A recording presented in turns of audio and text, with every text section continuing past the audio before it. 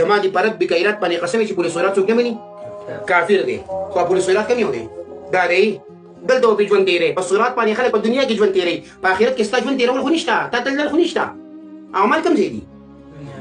دنیا کې نو عمل به تر دې مطابق کېدل صراط نشو په قرآن کې ته وایي وان هذا صراطي مستقیما نو تاسو د دې قرآن نه منکر یې چې دا صراط نه دی اوس وایي چې کافر څوک شو ته چې کوم صراط یادې د هغې په دې قرآن مجید کې اشاره نشته دویم نمبر اوس هغه قاري راوتی دی دې سوات کې نو پولیس ورات متعلق وی ګوره د پولیس ورات نه چې څوک انکار کوي نو هغه کافر دی خو دی وایي د پولیس ورات نه څه مراد دی نو قرآن طرف ته اشاره کوي د پولیس ورات نه قرآن مراد دی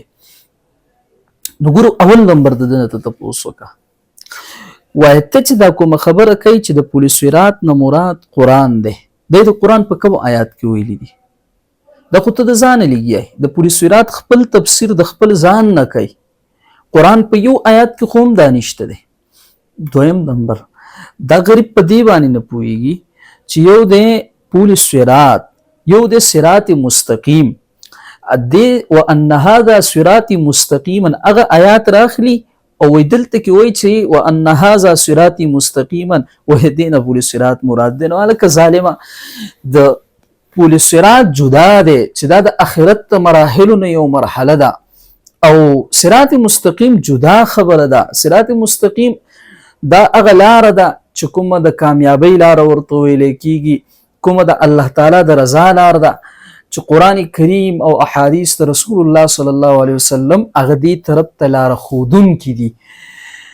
نو دی په پولیس ورات او صراط مستقیم کې هم په فرق نه پوهېږي بیا وایي دی چې کوم دا ملایان چې وایي کوم پولیس ورات یادوي وایي قرآن کې قدر اشاره هم دغې طرف ته نشته نو ظالمه ته په قرآن باندې څه پوهېږي سورة المریم کې هلته الله نه فرمایي وان منکم الا واردها کان علی ربک حتما مقضیه هیڅ یو ستاسو نه نشته دی مګر دی جهنم باندې به څه کوي ورود کوي نو هلته کې دغه پولیس ورات دی که نه دی یا نور ځایونو کې هم د پولیس ورات پوره تذکره راغلي او د پیغمبر علیه الصلاة والسلام احادیث مبارکه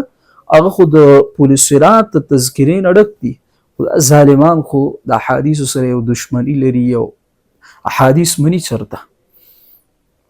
نو دی اوس دې باندې هم نه پوهېږي چې پولیس ورات او صراط مستقیم کې فرق دی خو بس ناست دی خلق ویوز شته دی د هغې د وجې نه سوی چې د دین اسلام څه خبره وکړي او په هغې باندې ځان څه کړي مهې ته مشغول